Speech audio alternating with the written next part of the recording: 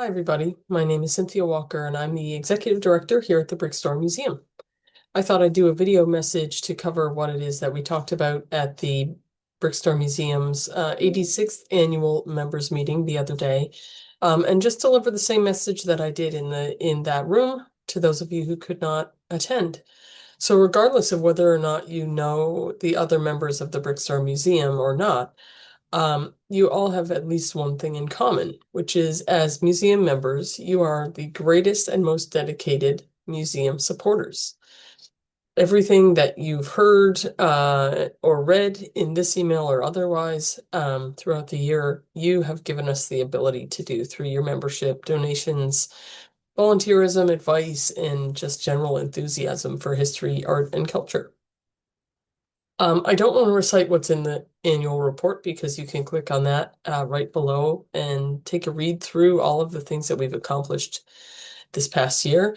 I just wanted to highlight a couple highlights, for lack of a better word. We had the highest attendance since record keeping here at the Brickstore Museum began in 2024. So we welcomed more people than we've ever been able to welcome before, and that's been really exciting for us.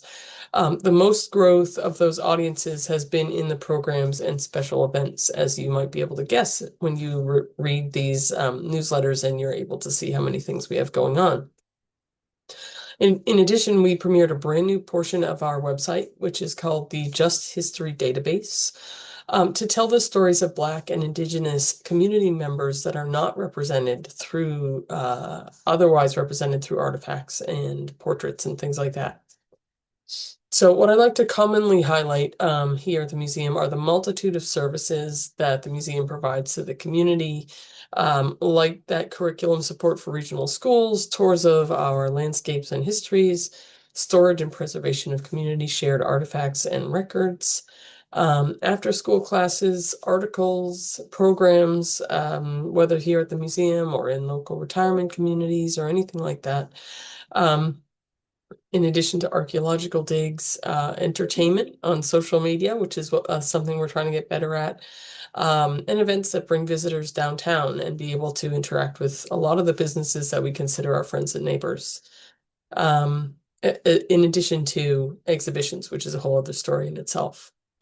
So I wanted to also address a question that we've gotten a lot lately here at the museum, and that is, how is the museum doing in the current economic climate? Obviously, there's a lot of things that tie in together, so we're trying to make decisions based on the things that we know at the time. And for right now, I like to say that local museums, we depend on at least three things to operate in concert with one another in order to survive and prosper. Not only just survive, but be able to be good at what we do. Which one is private donations. That's all thanks to you all. Tourist dollars, so people coming into our state and into our region visiting. So there's a lot of visitors that like to come to the museum. And then, of course, state or foundation or federal grants that support the arts and humanities. Today, as we sit here, all three of those supports that I just mentioned are slightly unstable. You may have heard in the news about grants being cut or tourism dollars being limited this year. So obviously, when the economy is a little shaky, individuals feel nervous about giving their money or donating their money as well. So that's another area that we are a little bit nervous about. So usually if one of those areas is struggling, we can lean on the other two to be able to make sure that we can continue doing what it is we do with our mission. But we can't lose all three of those things at the same time. And that appears to be what may happen this year. So I just wanted to be honest and upfront about what museums are facing, not only in the state, not only just the Brickstore Museum, but nationally as well. So what I'd actually like to highlight this year beyond how we're doing is how the museum functions at the level it does because of the people within it. Dedicated is the term that most often comes to mind. Museums are not the concern of any one person, but of everyone in the community. It is both our strength and our greatest challenge to ensure that every community member feels that they are included here. As a community museum, what else can we do aside from extend a hand to everyone? past, present, and future. I like to say that it's our job to care for human beings whom other human beings loved and needed along the spectrum of time and space. And it's our duty to preserve their lives and experiences here at the museum. In your materials that you can find here on the website, we have a Principles of Museum Interpretation that the Brickstore Museum staff just wrote this past year. And those are things that the staff and volunteers here at the museum uphold every day when we go about our work. And with your investment in the museum, I know that these types of values are important to you as well. We all want to ensure that stories are told as accurately as possible with minimal bias or implication. And all of us here, as I've said, consider it an honor to be part of the team that has the duty of keeping those countless stories with care and respect. Even questions like what is history or what is art? You should join us at a collections committee meeting, and you'll hear this debate over and over again, because obviously we all have our own opinions about that, and that's what makes these types of jobs really worth doing. So in order to properly preserve and share these histories, we need multiple perspectives on the same thing. We are beginning the next phase of the museum's life this year and going into the next.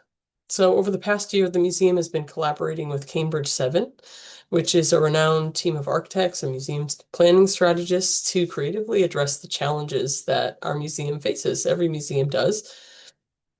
We happen to be a museum of 5 historic buildings that came together in the 1950s and served the community in these same spaces over the course of 8 decades.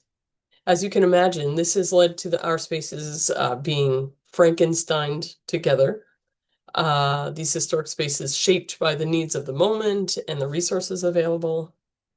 So the number one priority for us now is to identify what the museum needs going forward and to create a comprehensive master plan for our campus. It will help us better understand the uses of those spaces, what those spaces need to be like, and to illustrate the types of needs that we're considering. In just a few short years, the museum's attendance has grown from 4,900 visitors in 2019 to nearly 10,000 in the past year. That's double the amount of people, staff, visitors, and programming than 5 years ago. And we're still operating in the same spaces that served half that amount of people in the previous year. So we're squished up and we're ready to move to the next part of our life here. So the board and staff have worked closely to reimagine our spaces and plan for those future needs. And I really can't wait to invite you all in and see more of this work unfold in the year ahead. And of course, as I invited everybody at the meeting the other day, if you have suggestions or ideas or concerns about where the museum is going, then I would love to hear from you. You are perfectly welcome to email me or call or stop in, and I'd be happy to have a one-on-one chat. Your support means a lot to the museum, and it fuels its ability to continue operating since 1936. I know every person who donates even $1 to the museum makes a decision to support this museum, and because you do, we are able to deliver learning opportunities and avenues to learn for everyone. In closing, I want to recognize the few groups of people that have done all of this work. So board members, museum volunteers, and museum staff members. They are the team members that are the ones who put strategy into action every day to ensure that history and art stays alive and learning remains vibrant. So I want to thank you as we round out this annual update. Thank you for being members here at the museum and donors and for supporting our work throughout the year. And we will see you soon at the museum.